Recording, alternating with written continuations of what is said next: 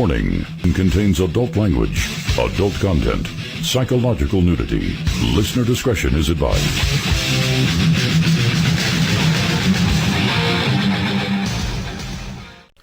So lately I've been on a Jonathan Pageau kick. You might say I'm a little addicted to consuming everything Jonathan Pageau has put out.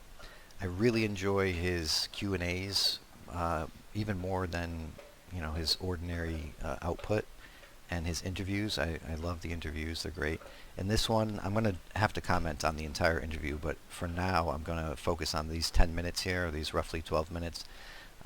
We're starting roughly around minute 50 mark, where he's going to talk about how reality resolves itself into contradictions, and he's going to go from there to minute 52, cannibalism symbolizes X. Minute 54, your view versus Vervaeke. That's a very interesting topic because I've been also consuming Vervaeke stuff constantly lately. And minute 57, he talks about mystical experience and psychedelics, and at 1 hour and 2 minutes he talks about how guru talk is kind of dangerous and leads to the breakdown of society. All of these things, of course, are interesting to me. I've taken psychedelics about 8 or 9 times, and I've put videos on my channel regarding that. So anything regarding psychedelics I have something to say about. So we'll let Jonathan speak, and then I'll probably add my 2 cents after each point he makes. Which is that it's perfectly one, perfectly many, perfectly three, without contradiction, and but although it looks like an aporia and a contradiction, it's still the pattern of everything. Like it's objectively the pattern of everything. Like it's objectively how the world imperfectly then manifests itself to us as this relationship between one and many. Right. So that's what I think love is the communing with others, communing together without destroying our unique existence. And how does... I'm going to do a more full treatment on this. I'm just using this as a little bit of a context to get us into the fullness of the rest of the video. Love, because I've had this intimation in experiences that I've had, but it's very hard to articulate, which is there's like a pattern, a pattern of all patterns. There seems to be at the core like a self-referential looping thing, which from my understanding is kind of like, it's kind of to show how consciousness faces the world and interprets the world, and that's how things are created, even though that makes no sense from a modern view.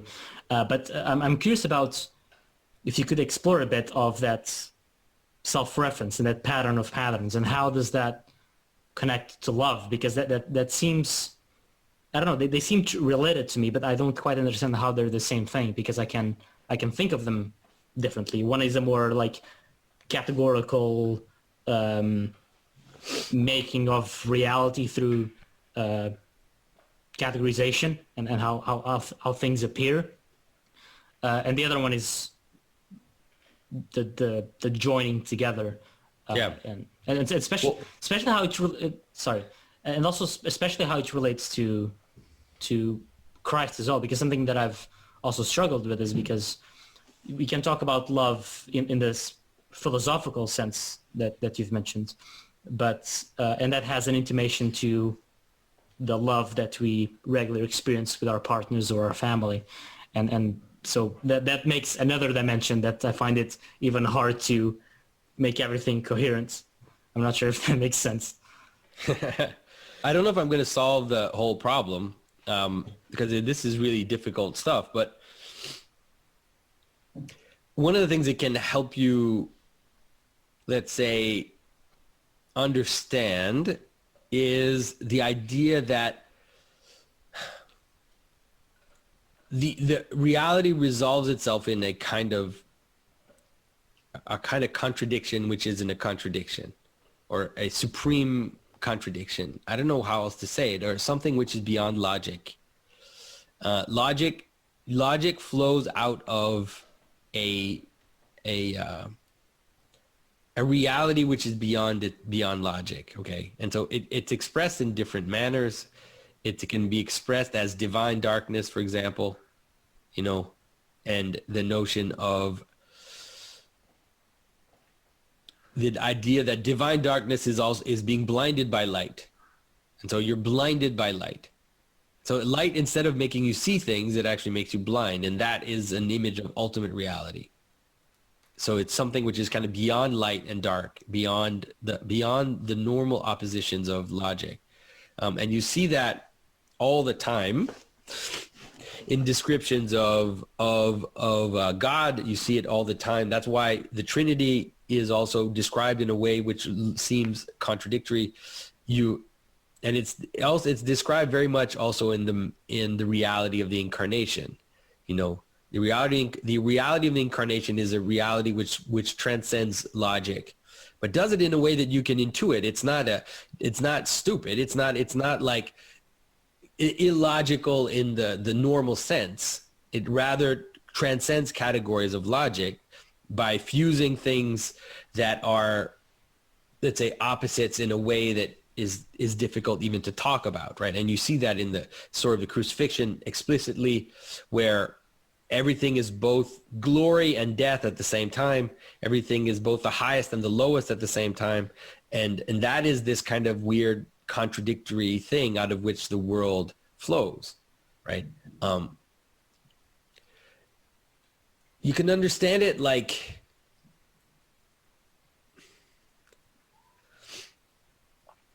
communion is it's hard to talk about this stuff because you can only talk about it in. All right, he's going to get into communion and what that perhaps is symbolizing.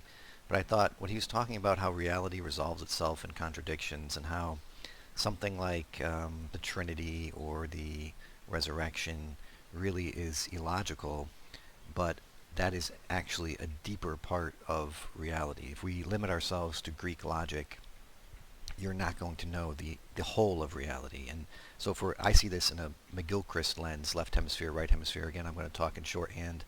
I'm not going to explain all this because the video would be way too long. But if you look at it through the McGilchrist lens, and I hope everybody listening to this, I assume, is pretty much up on McGilchrist, the left hemisphere, what we trained our attention to do using our left hemisphere was to break things down and extract information. So we're always conceptualizing, and it has allowed us to break matter down to atoms and then further break the atoms down, and we have like the power of gods with atomic weapons, let's say. And one of Carl Jung's worries in one of his later books, I believe, or essays, was that, you know, we had the power of gods technically in the techne sense, in the left hemisphere sense, but we lacked the wisdom of gods in the right hemisphere sense. And I think this is what draws me to Vervaeke and Pageau, because Vervaeke and Pageau are both sort of speaking to this. Vervaeke is trying to take the powers that we gained using the left hemisphere, its ability to break things down into parts, and trying to reverse that power. So instead of like looking at a microscope or telescope out into the outer realms, we turn the instrument around. We have to figure out what is the instrument, first of all, that we're going to use to turn it around and look inward. And I think this was, again, something Jung was attempting with his discovery of the archetypes and so forth. So if we could attain the same type of power that we have attained using the left hemisphere, looking outward, but perhaps turn it around and look inward, the way the people in the East have been doing, and some in the West, like Meister Eckhart, have been doing for thousands of years, might we be able to level up our wisdom to match the power we have in the outer world? And this is just, to me, it's the most exciting thing. It's the most mind-blowing thing. It's the thing that I really want to spend all my attention on. But of course, I'm limited. And as Paul says, the spirit is willing, but what the flesh is weak, right? I have to stop and eat. I have to stop and sleep. I have to do other things than watch Jonathan Pageau and Vervaeke videos and read books. But I just thought that was a really interesting explanation of how, you can't limit yourself to necessarily a Greek westernized logic. There's other types of logic, and I think that's where Vervaeke has helped me, and Jonathan Pageau has helped me kind of expand my mind a little bit. Imagistic form. Right. And so let's say we talk about communion. So communion is a lot of things. It's this common meal we take together.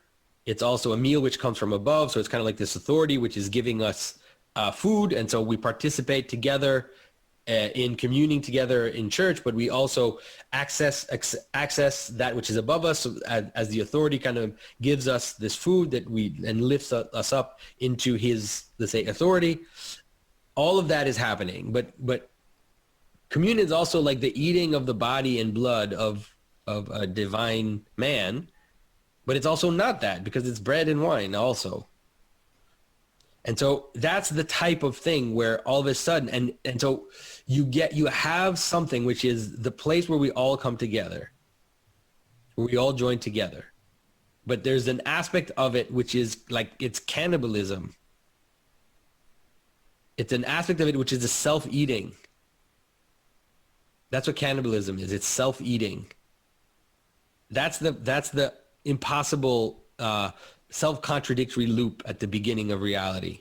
That will be a mouthful. I think you'll have enough to think about now. and I'm especially feeling bad for people who aren't even aware of your work at all.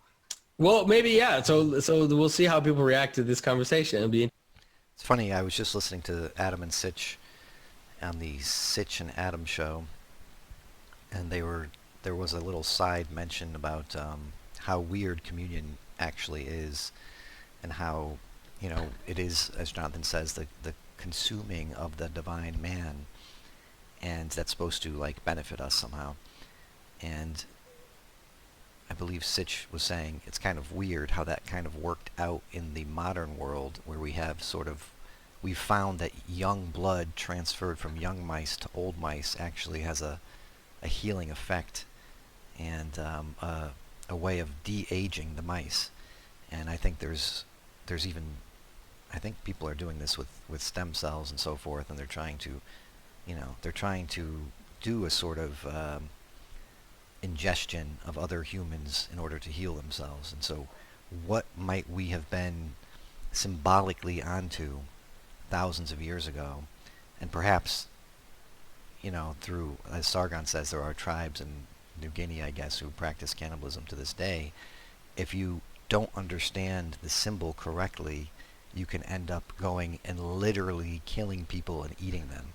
And I think that's where that's the distortion of the pattern.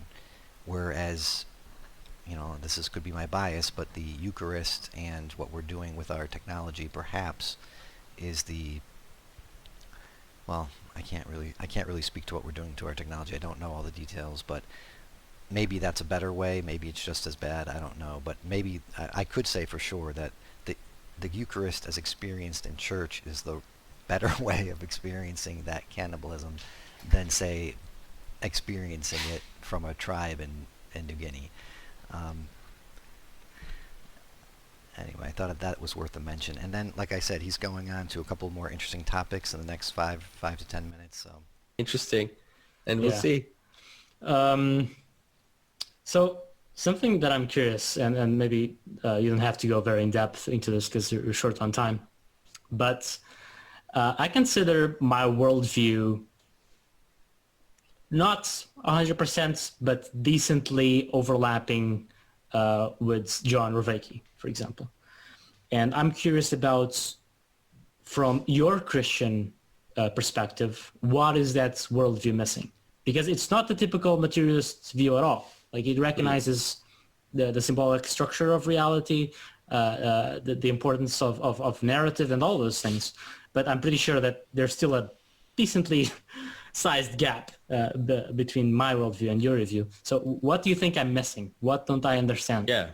No, as you know, I really appreciate John, and I really appreciate the work he's doing, and I feel like much of what he's doing is very helpful to secular people to understand what is this stuff about? Like, what are we talking about? Because religious people sometimes have their internal language, and then it's difficult sometimes to pierce it. And so I appreciate that a lot. I mean, I think that John has the same problem as a lot of the modern kind of religious tropes, is that he sees the danger of fully committing, let's say, to a story and embodying and participating in the story. And because of that, he doesn't want to do it. And he thinks that it's dangerous to do that. And so he has a post-narrative spirituality, which doesn't require any type of, let's say, commitment or what we would call faith in kind of common parlance, but rather is a series of practices, right? Is a what do you call it? An ecology of practices. And the thing is that I think that it can be helpful. The things that he's doing can be helpful to help people wake up and to help them understand, and to help them improve some aspects of their lives. But in the end, I think that we also need communion, and we need to commune together, and we need to cohere, and that happens in common, let's say, common story, common creed. All of these things are how we also cohere together. And I think this is what's been a topic on Vanderklay's channel lately as well. If you follow Vanderklay, he's talking about marriage equality and how that could be the death of the Protestant church in America. And this is something Jordan Peterson sort of touched on. It's sort of what made him famous to begin with, not marriage equality, but the pronouns. And Peterson's whole point with the pronouns, I mean, there's a lot of points, but let's try to generalize or narrow it down to one, was that you are messing with reality, you're messing with the patterns of reality, and you can't do that because reality will always win. And the most you're going to do from messing with the patterns of reality in an unwise way is you can create hell on earth. Once these little bits of philosophical thinking or these little bits of philosophy get into the law, and then they start working their way through the culture in many different ways that we don't know how, then the society is captured by an ideology or by an idea. This again is perhaps a Jungian concept, where instead of people thinking that, we've now progressed, we have the new Eden. No, you've all been captured by social justice thinking. You are now slaves to that hyper object, or that hyper object that's being created. And I'll talk about how I understand hyper objects and when he talks about psychedelics. But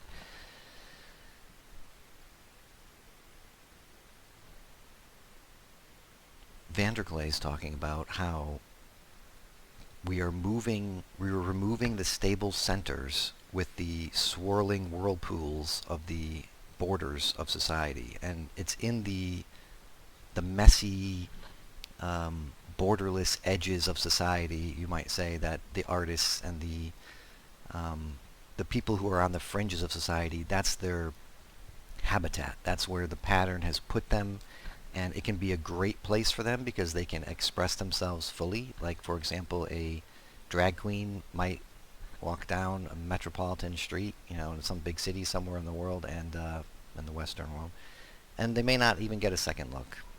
But then put them in the center of the country, and I'm thinking about this. It's kind of funny how the United States works out like this. The center of the country literally is where the conservative traditionalists are, and the edges are, where you find the big cities. But so yeah, you put that drag queen walking down some cornfield, and they're gonna draw a lot of attention from those folks. And so is that great for the drag queen? Probably not. Like, maybe they prefer the city streets, and that's good for them. At the same time, some folks, like in the marriage equality movement, say, why can't homosexuals have a marriage, and why can't we have the stability that provides, and all the equality under the laws and so forth? And it's a good question, and I think that's one that's been on society's mind for a couple of decades now, at least, as far as modern politics goes. And is it wise to take the unstable edges, then where the artists and so forth live, and that's where they contend, Jordan Peterson, that's where they contend with the unknown, right? And not everybody can contend with the unknown. Not everybody can live in those blurry borders. It's psychologically difficult for some people, and for other people it's not, like I said. So why should we destabilize the center by moving the edges in? That doesn't make any sense. And this is what Pageau, I think, is getting at here, but not on the specific topic, but I think I'm just trying to generalize.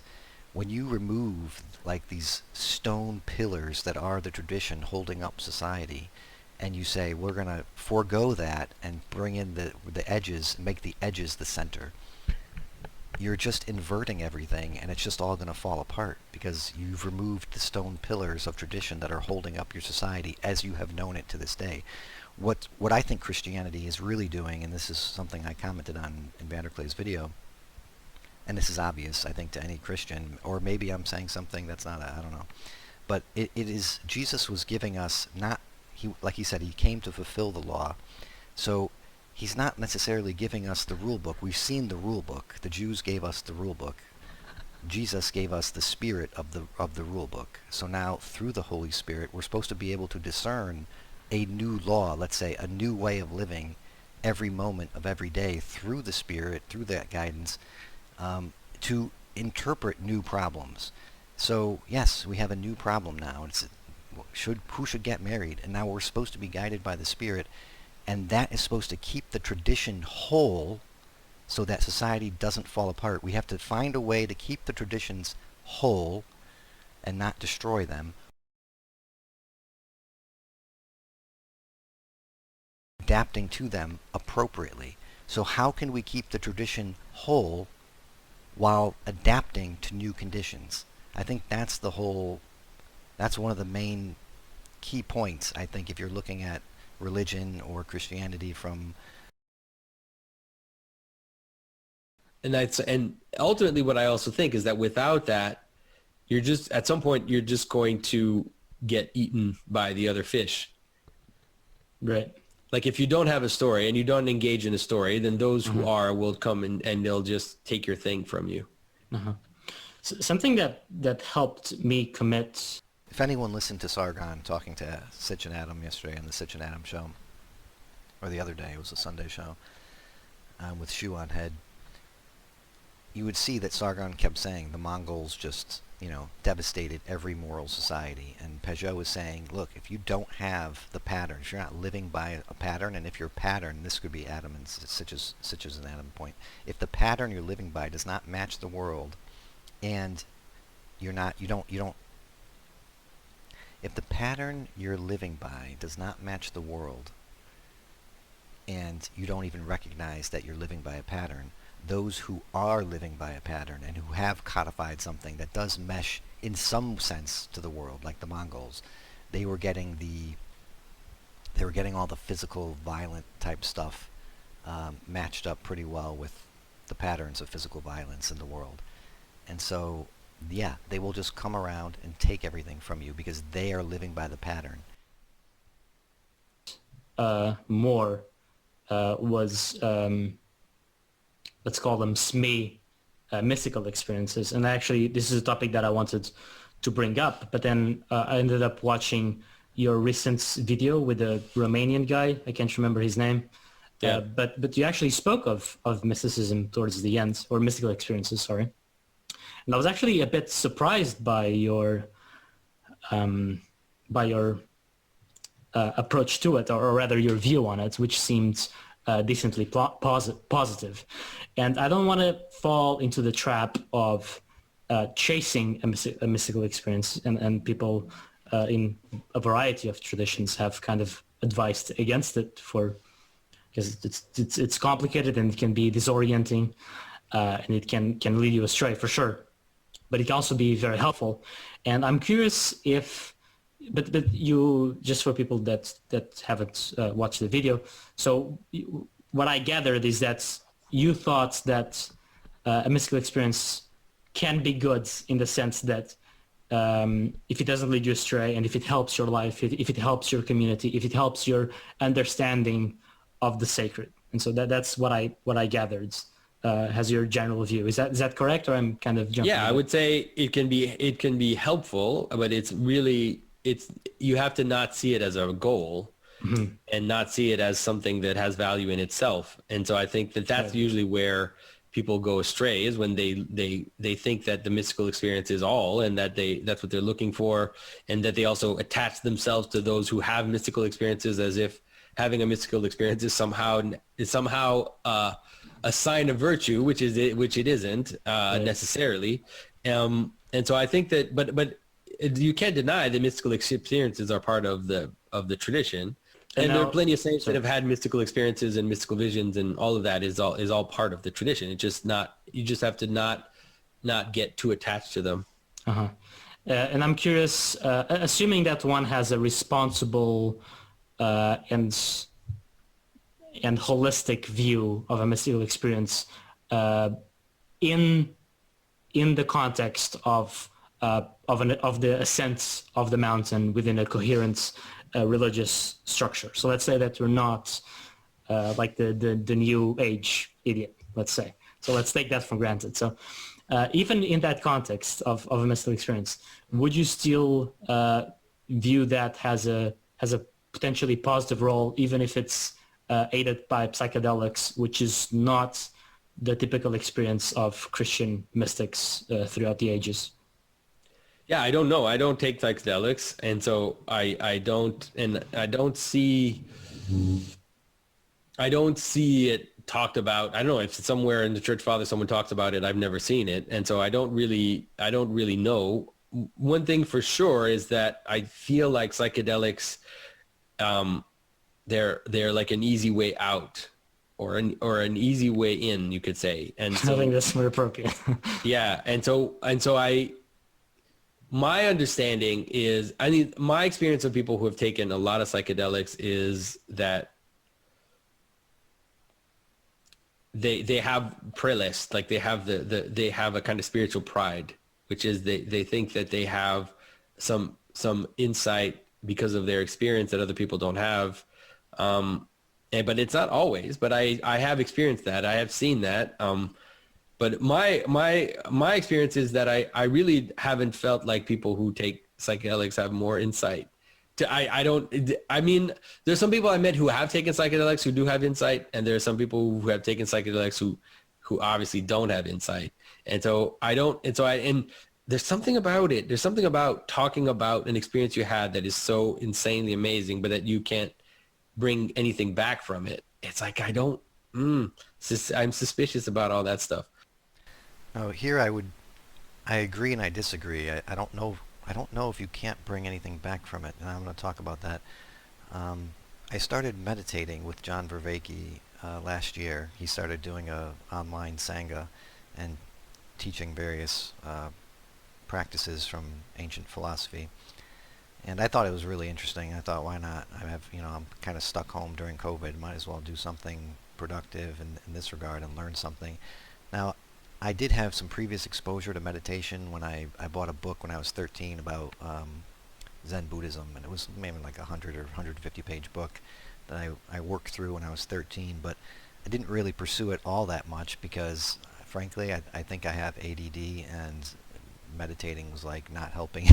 It was very difficult to concentrate and even understand it as a 13-year-old, I guess, trying to self-teach Zen meditation.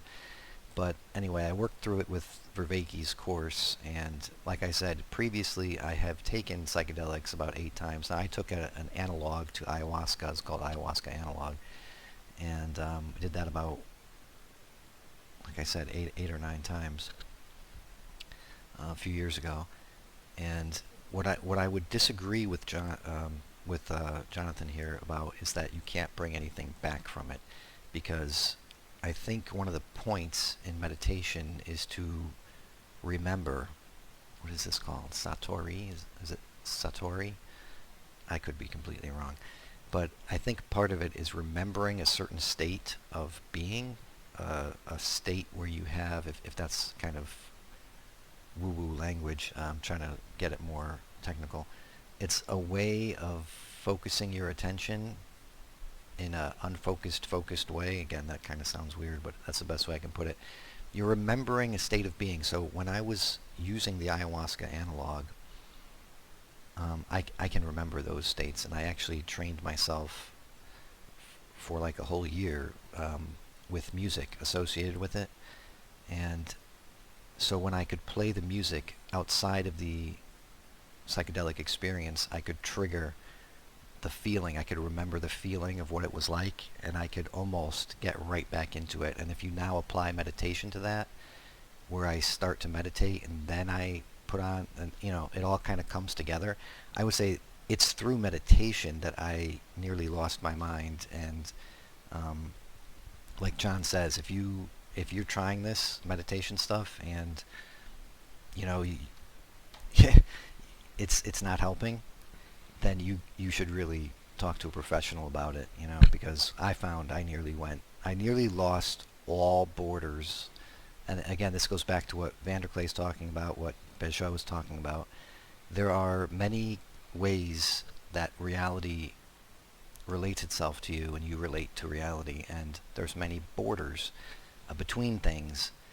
And in the psychedelic state, or in the meditative states that I was getting to be in and experience, I was losing all the borders. And it reminded me of the most frightening parts of the psychedelic experience, which is the ego death, when your default mode network sort of shuts down and your whole brain actually is shutting down. Your brain is going into a lower and lower states of activity.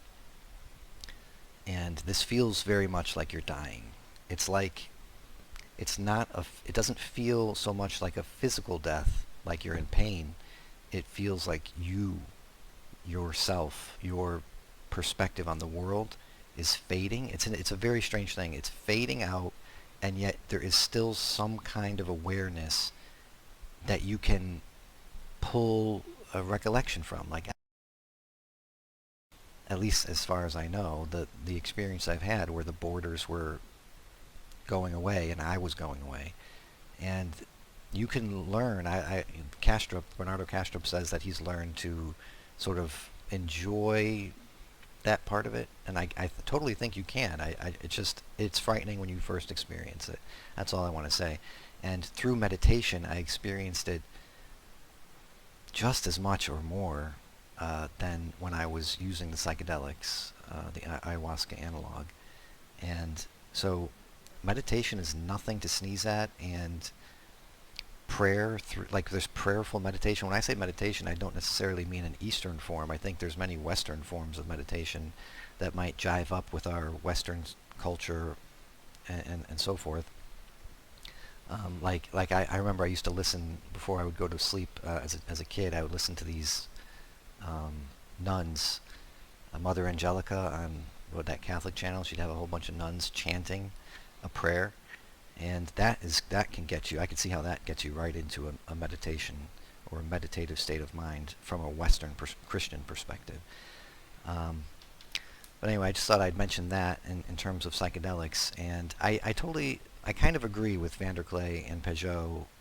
Now that I've thought about it a lot more for a few years, there is a religio associated with the psychedelics, and as Westerners, we don't really know what the religio entails and what forces we're actually encountering and what hyperdimensional objects and beings and stuff. Like, I took another substance, 4-ACO DMT. It's not the ayahuasca analog. It's supposed to be more of an analog to psilocybin. It breaks down in your body to form psilocybin. So that really took me places, and that got me feeling sort of like experiencing what I would say is a hyperdimensional object. And I'm just going to use an example, like what it is to be a city. A city is like a hyperdimensional object, as far as I can tell, where there's a whole network of transportation, and there's roads, and there's buildings, and there's functions of the buildings and functions of the people, and there's the motherness of the city, the fatherness of the city, the hardness of the substances and the softness of it, the volatility, the delicacy, there's so much going on in every sort of way we can conceptualize different parts of the city, and these are all real patterns that are out there, and you could experience them. That's one of the frightening things of the psychedelics, is that they allow you to have sort of a new sense of the world and a new experience that's outside of yourself, and it's really mind-boggling, because you say, how could you experience something that's like a hyperobject that is what? And I'm doing a very bad job of explaining what a hyperobject is. I really have to. I should look that up and see exactly what I'm trying to talk about, because I could be using the entire wrong words. But anybody who's taken psychedelics might know what I'm talking about, where you start to feel what it's like to sense a hyperobject, and it's not. It could be very frightening, like I said. So I don't know.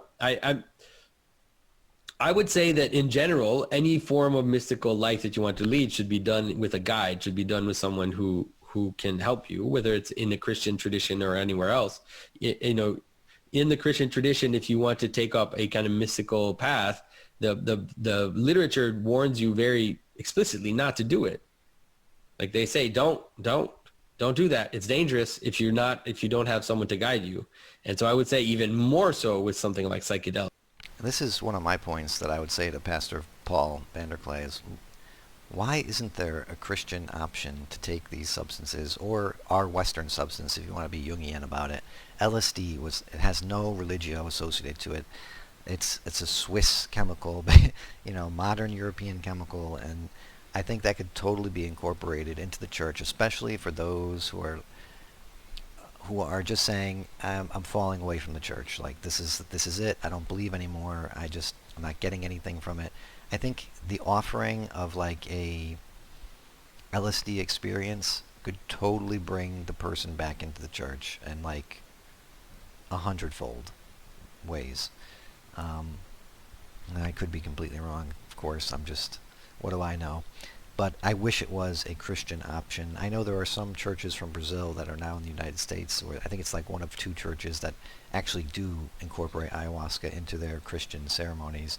I have not looked too much into it, although I probably should, just to see what it's like. But as far as like a mainline church, like why isn't this an option? I don't know. Because people just take them and then they're like left on their own with their like weird experiences.